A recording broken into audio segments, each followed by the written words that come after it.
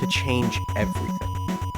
Have you ever watched your favorite team throw their chances away over and over again and thought, come on, I could manage a team better than this? Well, let's see about that. Replace your favorite team with the Sacramento Kings and replace your hopes and dreams with nothing. Welcome to a one-of-a-kind YouTube experience where you yourself, sitting right there watching this video, will get to make your own decisions that alter the course of Sacramento Kings history. One choice, then another, can have the power to take you anywhere from sorrow to success, from devastation to dynasty. You will decide who to draft, who to sign, where your team should relocate, and more. With multiple different end paths and more than 30 total unique videos for you to watch, the possibilities are ripe. How it goes is all up to you. No one else to take credit, and no one else to blame. At the end of each video you watch, you'll be faced with a franchise-altering decision, with a couple of options to choose from. Whatever choice you make will take you right into a new video, and you'll see just how that worked out for you. On the top of every video will be a marker, letting you know if you're on the real-life Sacramento Kings path, or if you've wandered into hypothetical what-if territory. The choice is yours. With that, let's learn a little about the early history of your new basketball team, to give you some background knowledge before your first choice. Of course, to begin, we will be starting off with the real-life creation of the franchise that one day would become the Sacramento Kings. You are not a coach or GM or even owner. You are simply the all-deciding overseer of this NBA team. But you didn't start like that. Because before there was 30 NBA teams spread across the country, there were 0 NBA teams spread across the country. Because the NBA didn't exist. And even in those dark, empty basketball times, you were there. The Kings are the NBA's oldest franchise, as they retrace their steps all the way back to the Rochester Seagrams. The Seagrams technically outdate the NBA itself by almost 30 years, and they have celebrated their own 100-year anniversary. Named after a popular Canadian whiskey, they became a basketball team in 1923, if you could even call it basketball. Players were often referred to as cagers. That's a pretty funny name. I wonder where it came from. Because they played in literal cages. A sort of chicken wire mesh cage enclosed the court, and there was no out of bounds. The first ever recorded dunk in basketball had happened just 6 years earlier as a result of Mr. Jack Inglis getting bored, climbing up one of these cages, waiting next to the hoop, and having a teammate throw him the ball, which he then dropped into the basket. You could also call it the first alley-oop. Basketballs still had laces on them like a football, and every single made basket, which were rare, was followed by a jump ball at mid-court. The one consistent of the game, basically the one thing that stayed true since James Naismith invented the sport, was that hoops were 10 feet high. The Seagrams were the only whiff of NBA history that Rochester has ever seen. One of their best players in the early years was a local high school star, Les Harrison, who played for the very real-sounding East High School and, quote-unquote, won a championship. That's all the information you get. Well, not quite. Who was the championship against? You could never possibly guess. The ever-so-dangerous West High School. A matchup for the books. Les Harrison, in time, would go from standout player to captain, coach, manager, chief scout, and effectively the owner and operator of the entire Rochester basketball team. It's a very weird piece of NBA history. A name like the Rochester Seagrams is now only recognized among historians of the sport and diehard Kings fans. Most don't like the name upon first hearing it because of the corporate sponsor, and I'm honestly just grateful that hasn't become a trend, because it seems like the path we're heading down. You turn the TV on, see the Los Angeles Paramount Pluses playing in the Staples Center while being bombarded by 13 YouTube TV ads on every square inch of the court. Only one of those isn't true yet. Just like the team, the Seagram Beverage Company no longer exists. Rather than decades of incompetent decision-making, the alcohol giant was brought to its knees by one trust fund kid. In 1857, the company was founded by a man.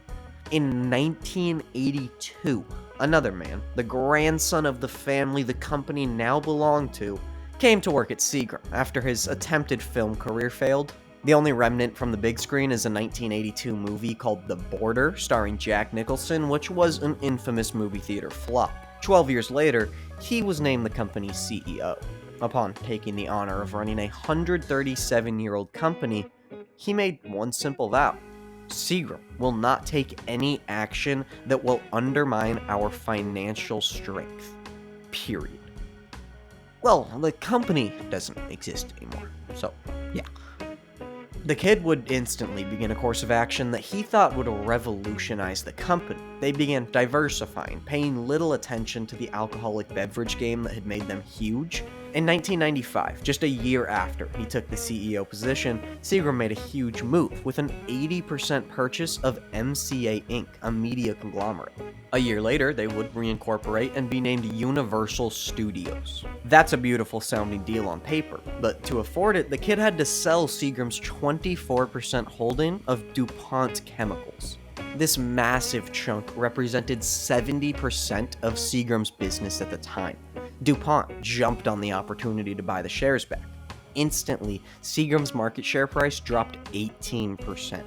The DuPont stake was sold for $9 billion. In just 2 years, that same stake was worth $15 billion. In '99, they acquired Polygram, and they also finished off a years-long reselling of their Conoco oil shares. In the year 2000, after his adventures into the film and music industries proved unsuccessful, the Seagram company needed a merger to stay afloat.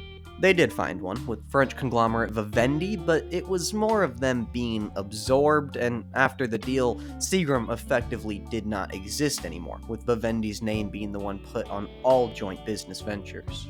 Their more popular drink labels were sold off in a flurry of exchanges to multiple different companies, including Captain Morgan Rum, which went to industry giant Diageo. And if you're curious, the company's Yoko Ono, the kid who brought him down and broke him up, is no longer a CEO or a founder or a president. He's an executive chairman at Fubo TV. The not-so-mighty have truly fallen hard.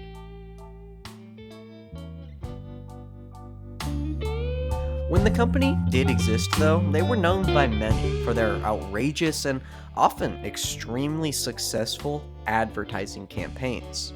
The biggest one ever may have been through the 70s and early 80s when they partnered up with 7-Up to create the 7 and 7 advertisement. It encouraged a mixed drink of Seagram's 7 Crown Whiskey with 7-Up lemon lime flavored soda. The drink became extremely popular, a generational staple for the time, and is still a well-known bar order today. Another of their campaigns did involve sports, giving trophies to the best athlete across 7 different sports every year. Becoming mildly popular, Seagram created an algorithm that could be used for all sports that would assign a number 1 to 100, basically a full and complete indicator of how good that player's season was. They normally played safe, giving the award to whoever that league crowned as MVP, but it drew the most eyes in the 1982 hockey season. Wayne Gretzky, for all intents and purposes, broke their system entirely. When they plugged his season stats into their calculator, they were given a final result of 104.16. According to the Seagram algorithm, the Great One was better than perfect in 1982. They published this as his official grade, noting for non-hockey fans that it was basically the equivalent of 3,000 rushing yards or 85 home runs in a single season. But before all of those ones, Seagram had maybe their most unique advertising campaign start in 1924, also in the sports world, when they became the official sponsor of a basketball team in America in the middle of Prohibition. They chose to advertise their company that sold alcohol in a country where it was currently illegal, and that gives you a picture on how unserious a lot of people took drinking being outlawed. Professional leagues were existent here and there, but popped up and disappeared rather quick for the most part. One that formed in 1935 was known as the Midwest Basketball League, and a couple years later, after a name change to the NBL, would eventually see extreme success, then be intentionally forgotten from history. We'll talk all about that. But Sacramento wasn't there to kick things off. For a long while, over 2 decades, the Seagrams simply sat and played anyone that would agree to a game against them. Sometimes in Rochester, sometimes they'd travel. They would occasionally join some of these other super small and forgotten leagues, but it's really difficult to pin down exactly which ones based on how little recorded they are. You could count on seeing them at least once a year at the annual World Professional Basketball Tournament held in Chicago for the best pro teams in the country. Sorry, the historically accurate way to describe them would be the greatest quintets in the cage world. Cages themselves are being weeded out of the sport at this point, but the cager term, or calling it a professional cage league, was really popular and would last for decades longer after this. Through all those early years, a common opponent was the Harlem Globetrotters, who they would usually lose to, as well as the original Celtics, who, while having no relation to Boston, are one of the more well-known pre-NBA pro basketball teams. But the Seagrams would also play and often beat plenty of teams from that growing professional league, the NBL. Even the closest thing there was to an organized league like this one allowed NBL teams to play against non-league teams, and there is plenty of evidence to suggest that the Seagrams were on par with most pro basketball teams in the country competition-wise. This clipping from a 1942 paper details the Seagrams beating the NBL's Oshkosh All-Stars in a close game. This very year, those Oshkosh All-Stars would win the NBL championship. Another interesting tidbit is that the Seagrams won this game as part of a tournament that took place in Rochester. This was the semifinal game, and in the finals, the Seagrams would also win against the New York Renaissance, or the Wrens. They were another really popular pre-NBA team that, alongside the Harlem Globetrotters, were basically two of the only spots that gave African Americans the chance to play competitively. And while we're overanalyzing this newspaper, the third place consolation game of the tournament pitted those Oshkosh All-Stars against the Philadelphia Svas.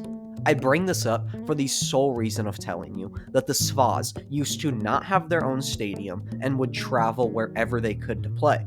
They were also made up of predominantly Jewish players, as very early basketball was somewhat seen as a Jewish sport. So, for a time, this basketball team's official, real name was the Wandering Jews.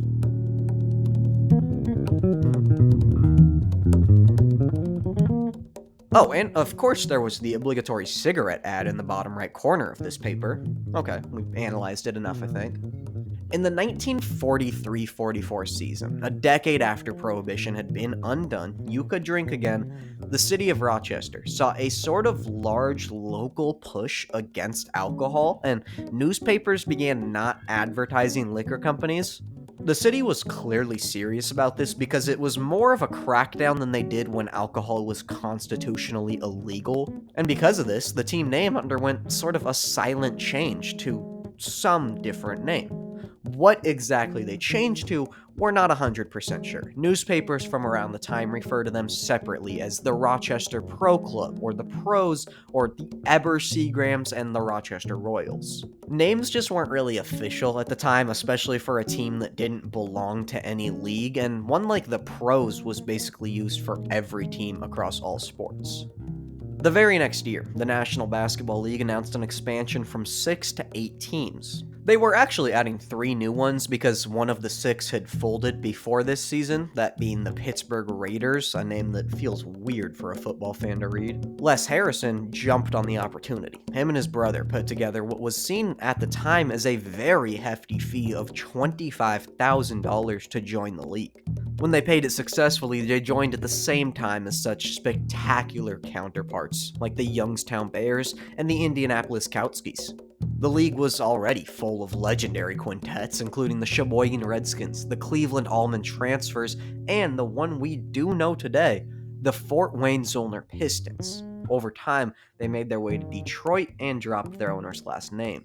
Mr. More for Less Harrison decided on the New York Royals name, officially upon entry, then quickly changed it to the Rochester Royals. The reason for his change of heart is unknown, but he would later cite 2 reasons for going with the Royals as the mascot. 1, the city was home to historical figures worth honoring, including Susan B. Anthony and Frederick Douglass, and 2, he thought it sounded regal enough for a professional sports team, one that would win many, many championships. That idea, aged well. And in the Rochester Royals' first NBL season, that sentence wasn't sarcastic. They won the league championship. They walked through the playoffs with a 6-1 record and did it behind a legendary collection of players often referred to as a team. Alongside their throne, they earned the crown of the biggest blowout in NBL history this season when they beat those Youngstown Bears 70-27. Harrison deservingly received a lot of credit for recruiting guys from the Army and Navy fresh out of World War II to his basketball team.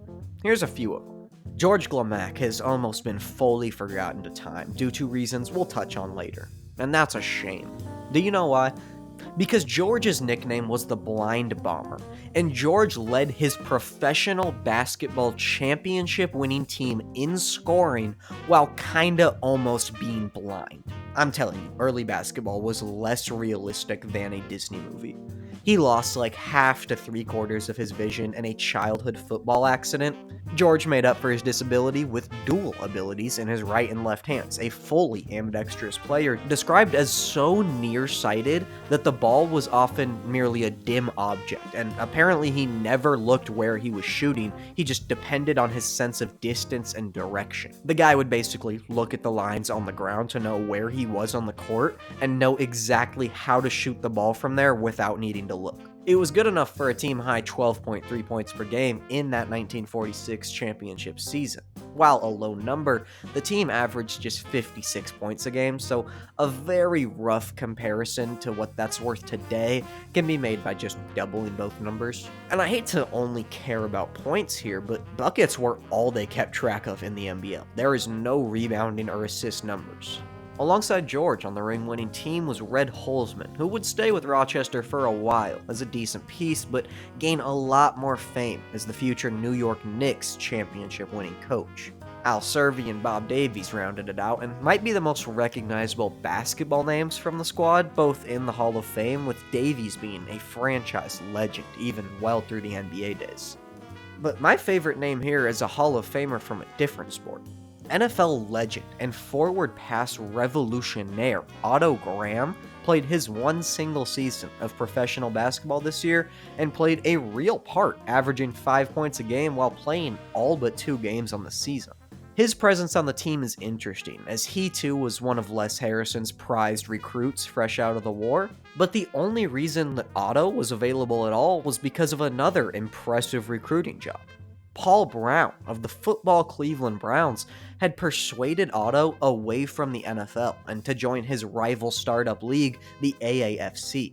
It would be a successful decision for both of them as the Browns dominated the AAFC and eventually were brought into the NFL where they continued dominating there. But as it was just coming together, the AAFC was not set to start play until the fall of 1946. As an athlete of his time does, Otto Graham simply decided to fill the 8-month gap in his life with professional basketball. Some may look at the short time between naval service in a world war and redefining the quarterback position in pro football as a chance to relax. Otto Graham may laugh at some.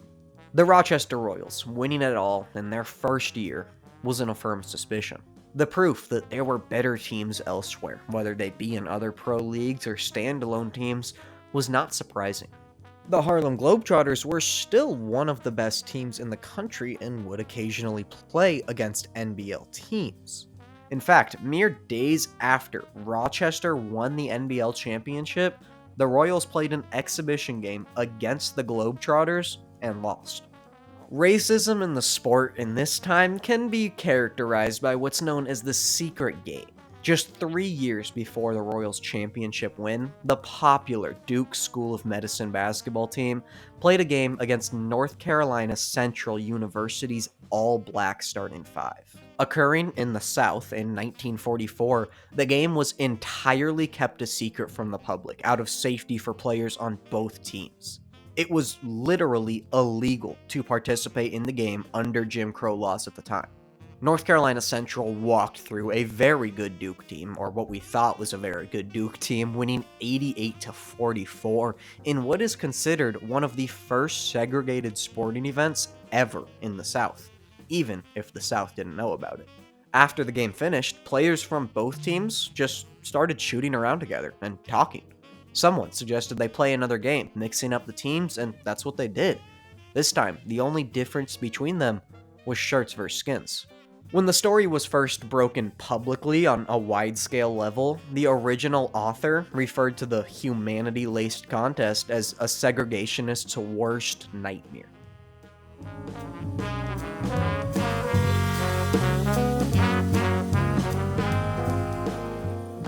And the Rochester Royals themselves played a part in the basketball color barrier. The year after they won it all, they signed an African-American player to their roster by the name of William Dolly King, who was formerly a member of the New York Renaissance team. He was one of the first black players to ever play in the NBL, and while he's sometimes cited as the first, it's extremely difficult to pin down information about the early NBL to confirm this. Their record keeping was just horrible. We do know that he played just one season for the team. Nevertheless, Dolly King played a part in helping break professional basketball's color barrier, but for reasons we will touch on later, the NBA completely ignores his career. The next season saw continued success for the Royals franchise. The team's core four stayed together for just another season before George departed and the rest stayed, but it was still a good team. Davies even brought home the league MVP honors. Unfortunately, in their second straight championship appearance, they ran into the always spinning Chicago American Gears, led by the greatest player in the world at the time, George Mikan. This guy was pretty good, and the team won the championship, so they were alright too, but their owner thought they were really something special. He pulled the Gears out of the NBL and threw together his own professional basketball league called the PBLA with an awesome twist that he owned all of the teams himself.